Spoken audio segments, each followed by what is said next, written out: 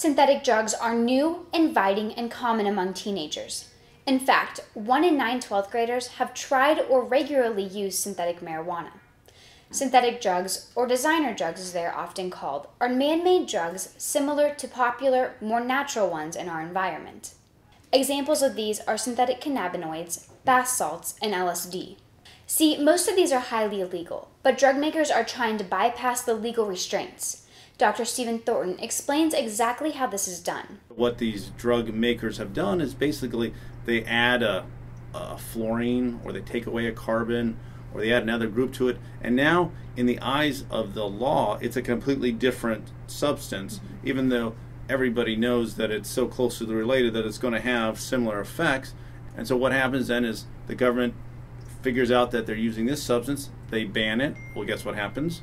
They just change it a little more. Now there are probably 60, 70, 80 different synthetic cannabinoids out there. Some of them we don't even know if people are using them or where they're using them because they're so new. And with so many new drug compounds available, the effects they have on those taking them are unclear. We don't know exactly, how they're going to affect everybody individually.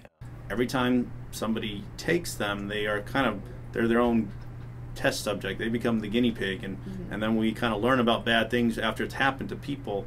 But they do know that these drugs can be very dangerous. For instance, with the 2C drugs, the N-bomb, a lot of seizures. We see kids end up on ventilators, and some just die. With the synthetic cannabinoids, the spice or the K2 drugs, we see a lot of seizures as well. We also see psychosis. Sadly, last Mother's Day, one Indiana family found this out the hard way. 3 boys took the same thing, and they went to bed, and the next morning Sam did not wake up. Sam Matse was only a sophomore in high school when he lost his life because of synthetic drugs. He was an honor roll student, an athlete, and a first-chair tenor sax and band. So he had plans, he had goals, he knew where he was going. How he died does not at all reflect how he lived his life. Sam and his 2 friends took N-bomb, or synthetic LSD.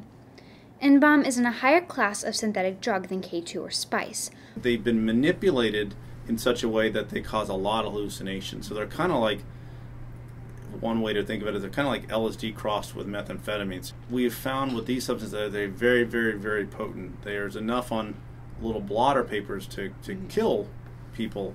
So the question is, why take a drug if it can kill you?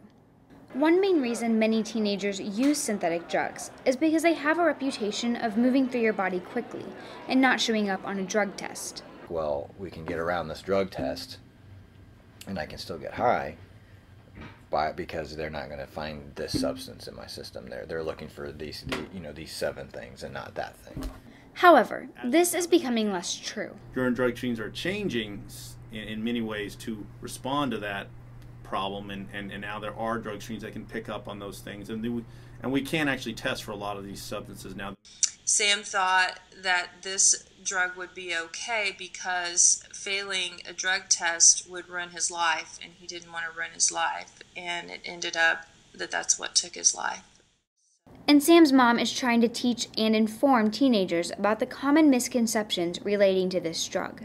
So what we want to do is get information out to young people that's accurate and that shatters these myths that they may be hearing. She has started an organization called Sam's Watch to achieve this.